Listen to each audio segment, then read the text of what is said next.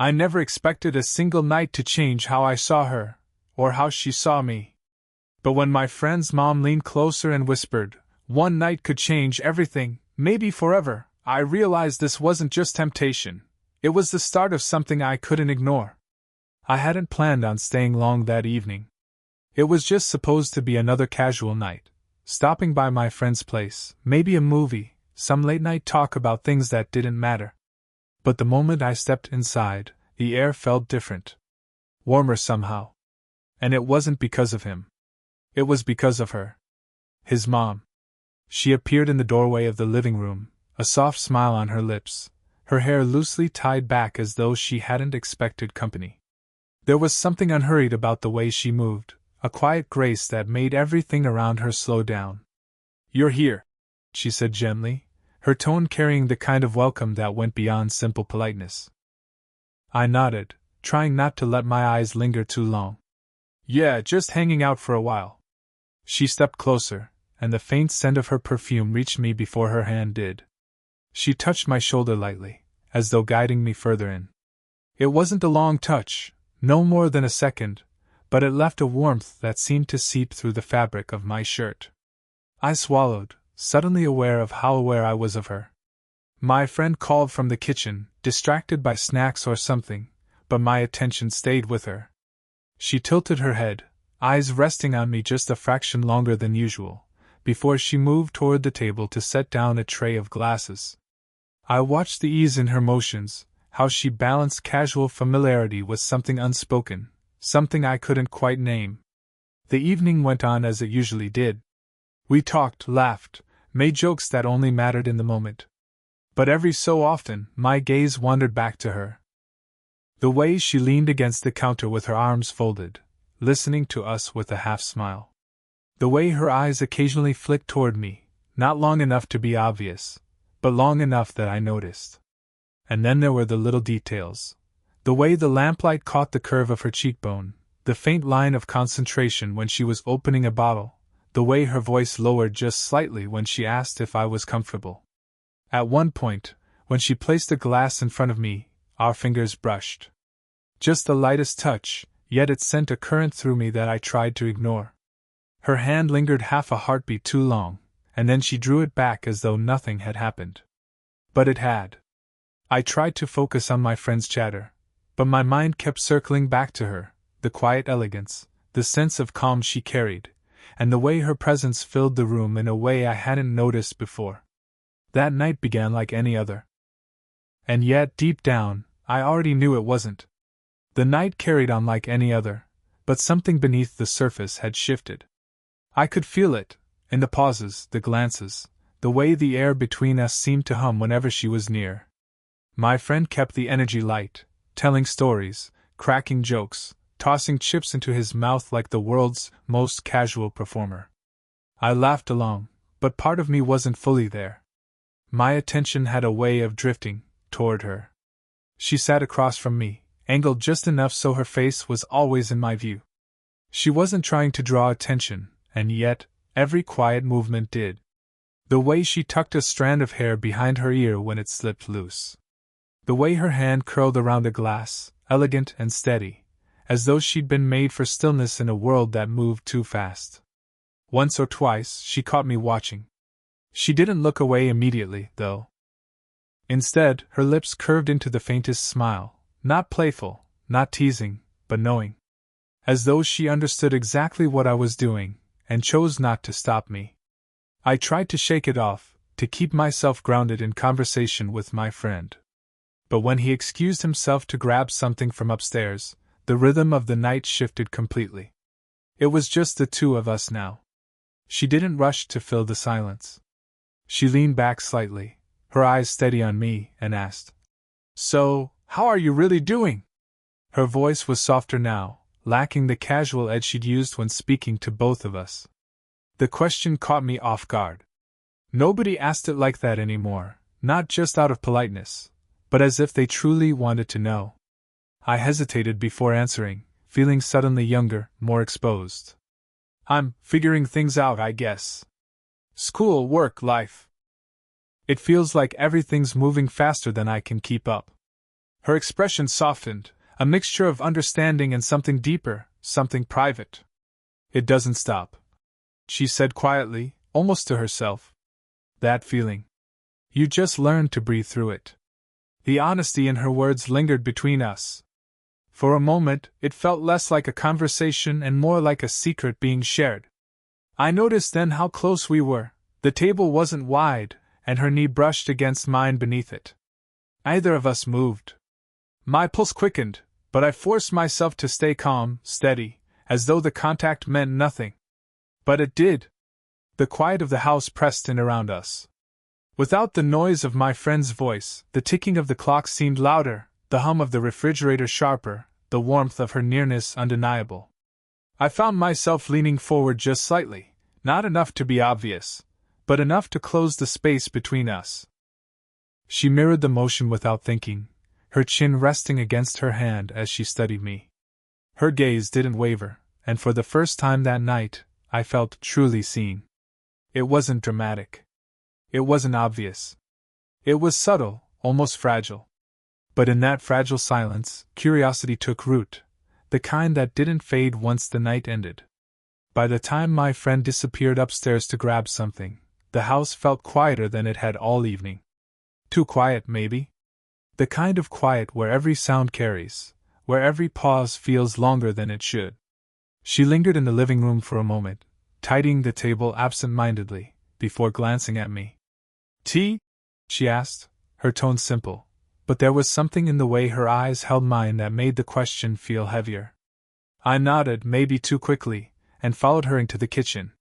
The light there was softer, warmer, a single overhead lamp casting a gentle glow across the countertops. The rest of the house was dark, tucked away in shadows, as though the world had narrowed itself down to just this space. Just the two of us. She moved with an ease I envied, opening cupboards, filling the kettle, humming faintly under her breath. I leaned against the doorway, trying to look casual, though my heart hadn't settled all evening. When the water was ready, she poured it carefully, steam rising between us. She turned, handing me a cup, and in that exchange our fingers brushed. It should have been nothing, an accident, a brief slip of contact, but she didn't draw her hand back right away. Her fingers grazed mine for a fraction longer than necessary. Warm. Steady. Enough to make me wonder if I'd imagined it, until I saw the faint curve at the corner of her lips, like she knew exactly what she'd done. I tried to speak, to say something that would ground me, but the words tangled before they could form. She saved me the trouble, her voice low and thoughtful. "Funny, isn't it? How certain nights feel different from the start." I looked at her, the steam from the tea momentarily blurring her face before it cleared again. "What do you mean?" She shrugged lightly, but her eyes didn't leave mine. "Some nights you forget. Others stay with you. You don't always know why." The weight of her words pressed against me. I wanted to answer, to tell her I felt it too, this difference, this shift I couldn't explain. But instead I took a sip of tea, letting the warmth fill the silence between us. She leaned against the counter beside me, close enough that I could feel the subtle heat radiating from her shoulder.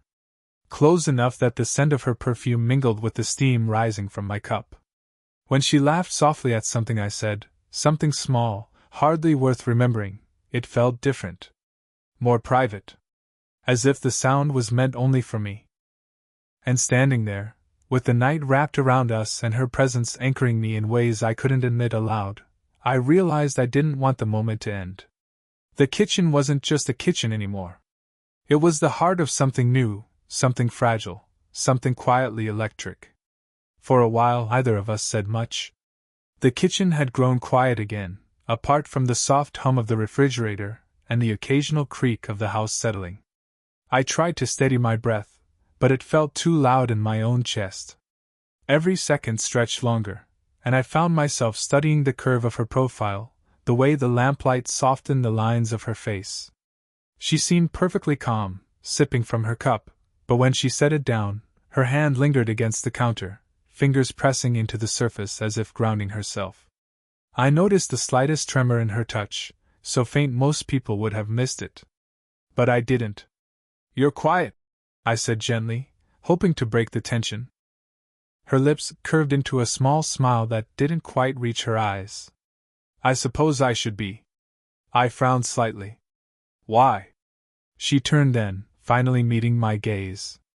Her eyes held a weight I hadn't seen before, something layered with both caution and longing. Because this, you and me, even just standing here like this, it isn't supposed to mean anything. Her words caught me off guard, though a part of me had been waiting to hear them. A line drawn in the sand, fragile but clear. I wanted to respond, to tell her what I felt, but my throat tightened. She shook her head gently, as if answering her own doubts. You're young. You have your whole life ahead of you. And me. She let out a breath that sounded more like a confession than a sigh. I'm supposed to be wiser than this. The silence that followed was heavy, pressing in around us. I could hear the ticking of the clock in the hallway, each beat echoing the uncertainty between us. I shifted slightly, stepping closer though I didn't touch her. Maybe wisdom isn't about pretending we don't feel something. My voice was softer than I intended, almost a whisper. Her gaze flickered, the steadiness faltering for the briefest second. She looked down at her hands, then back at me, as though weighing the cost of every possible choice. For a moment, I thought she might walk away. She straightened, her posture defensive, her arms folding across her chest. Yet even then, her body betrayed her words. She didn't step back. She stayed close, close enough that the warmth of her presence still reached me. I don't want to hurt anyone, she admitted, her voice barely above a murmur. Least of all you. Something in her honesty unraveled me. I wanted to tell her she couldn't hurt me, not like this, not when every moment with her felt more real than anything else. But I stayed silent, letting the words remain unspoken, because I understood the fear in her. The room felt fragile then, as if one wrong word could shatter it. Yet beneath that fragility, the current between us pulsed stronger than ever. And though she turned her face away, I caught the briefest flicker in her expression, not rejection, not dismissal, but hesitation. For a long moment she stayed with her arms folded, her eyes fixed on the floor as though it was safer than looking at me. The silence wasn't empty though, it was thick with the weight of everything neither of us could quite say. I didn't push. I just waited, breathing quietly, giving her the space to decide. Finally she spoke, her voice softer, more fragile than I'd heard it all night. It's been a long time since I let myself feel anything like this. Her words hung there, trembling in the air between us. My chest tightened, not just from what she said, but from how much it cost her to admit it. I stepped closer, careful, steady. My hand brushed lightly against hers where it rested on the counter. She didn't pull away this time. Instead, her fingers shifted just enough to meet mine, tentative but deliberate. You don't have to explain, I said quietly. I understand. Her eyes lifted then, meeting mine with a searching intensity. Do you? There was no challenge in her tone, only vulnerability, like she was afraid I'd only heard her words without truly feeling the weight of them. I know what it's like to carry things alone, I admitted. My voice felt heavier than usual, like I was letting her see a piece of me I didn't share often. And I know what it means when someone finally trusts you enough to stop carrying it by themselves. Her lips parted as if to respond, but no sound came. Instead, she drew in a breath that trembled at the edges. For the first time, I saw not just the confident woman who carried herself with quiet grace, but the person beneath, someone who longed to be seen, to be understood. Her hand tightened against mine, not much, but enough that I felt the unspoken gratitude in it. I've spent so many years being strong, she whispered, her gaze drifting as though lost in memories. For my son. For everyone else. But sometimes it feels like I forgot how to be anything else. The ache in her voice settled deep inside me. I squeezed her hand gently, grounding her. You don't have to be strong right now. Not with me. She turned fully then, her body angling toward mine. The distance between us was small, but the shift felt enormous. Her eyes glistened faintly, not from sadness, but from the rawness of being this exposed. In that moment, something changed. It wasn't about attraction or stolen glances anymore. It was about connection. About trust. About two people finding a rare honesty in each other that neither had expected. Her voice broke the silence, fragile but steady. You see me differently than anyone else does. I nodded, my own voice barely a whisper. I always have. And with those words, the walls she'd been holding began to fall, not all at once, but slowly, carefully. Enough to let me closer. Enough to let us both admit that this night was no longer ordinary. The air between us had shifted again, no longer tense with hesitation but weighted with possibility. I could feel it in the way she didn't pull her hand back from mine, in the way her shoulders softened, as though she had finally allowed herself to exhale after years of holding everything in. Neither of us spoke at first. The silence was no longer frightening, it was thick with meaning. Every second carried the weight of what might come next. I watched her eyes flicker over me, searching, not for flaws, not for reasons to retreat, but for something to anchor herself to. She looked at me the way someone looks at a map when they aren't sure where they're going, but know the destination is close. Her other hand lifted slowly, as though unsure if she had the right, and brushed against my cheek. The touch was feather-light, almost cautious, but the effect was instant. My breath caught, my chest tightened, and every thought I'd been holding back vanished. You have no idea, she whispered, her voice carrying both strength and fragility. How dangerous this is for me. I swallowed, steadying myself. Then why aren't you walking away? Her lips parted, and I could see the conflict flicker across her face.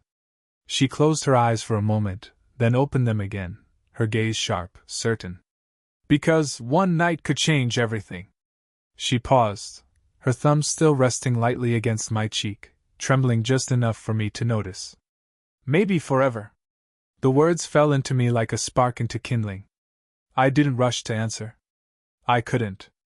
They carried too much weight to respond with something casual or careless.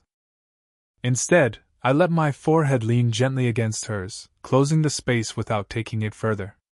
Our breaths mingled, shallow and uneven, as though the very air between us was unsure which of us it belonged to. Do you mean that? I asked softly. Her eyes closed, lashes brushing against her cheeks, but her touch didn't falter. I've tried not to. I've tried to keep my distance, to remind myself of everything this shouldn't be. But tonight, I can't ignore it anymore. The world outside seemed to vanish. There was no clock ticking, no house creaking, no friend upstairs. Just her, her words, and the quiet truth settling between us. I lifted my hand, covering hers where it cupped my cheek. Her skin was warm, delicate, but steady beneath my palm. For a moment, we just held each other that way, no words, no rush, letting the gravity of her confessions sink deeper. When I finally spoke, my voice was low, steady, but filled with the certainty I hadn't been able to admit until now. Then let it change everything. Her lips curved into the faintest, bittersweet smile, her eyes glistening in the soft kitchen light. She didn't answer with words. She didn't have to. The way she leaned into me, pressing her forehead tighter against mine, was enough. It wasn't a kiss. It wasn't something reckless or rushed. It was something far more powerful, an unspoken promise that what we felt was real, and that whatever happened next would carry the weight of forever. The night had stretched into something neither of us had planned, something that couldn't be undone. Yet, instead of feeling reckless, it felt steady. Like we had both been walking toward this moment for longer than we realized, and only now had we finally arrived. Her forehead still rested against mine, her hands still cupping my cheek. We stayed like that for a while, breathing together, letting silence carry what words couldn't. There was no urgency, no rush. Just the quiet certainty that something between us had shifted forever. When she finally drew back, her hand slipped down to rest against my chest, fingers curling lightly in the fabric of my shirt. I could feel the faint tremor in her touch, the vulnerability she rarely let anyone see. This is dangerous, she whispered again, though softer now, without resistance. I placed my hand gently over hers, feeling the warmth of her palm through the thin layer of cloth. Maybe. But it doesn't feel wrong. Her eyes lifted to mine, searching for hesitation, for doubt. There was none. Whatever she saw there made her shoulders ease, as though she'd been bracing herself for me to retreat. But I didn't. I couldn't. She smiled then, small, tender, a little sad, but real. I don't know what tomorrow looks like. Then let's not worry about tomorrow, I said quietly. Let's just be here tonight. For the first time, she allowed herself to lean fully into me. Her arms slipped around my waist, pulling me close, and I wrapped mine around her in return. The embrace was soft but grounding, the kind of embrace that says more than words ever could. Her cheek rested against my chest, and I could feel the gentle rhythm of her heartbeat through the thin barrier of fabric. I closed my eyes, holding her there, memorizing everything, the warmth of her body against mine, the faint scent of her perfume that would linger long after I left, the way she exhaled as though releasing a weight she'd carried for years. Minutes passed, maybe longer, but neither of us let go.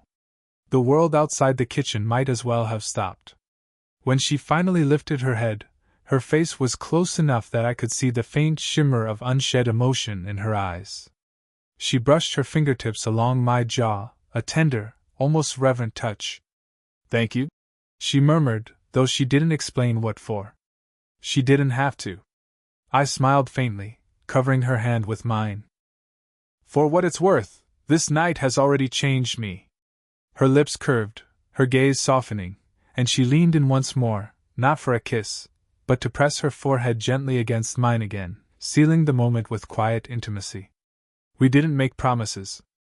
We didn't pretend to know where this would lead. But in that fragile, perfect stillness, we both understood, something real had begun. And as I walked away later, her touch still lingering on my skin, I knew she was right.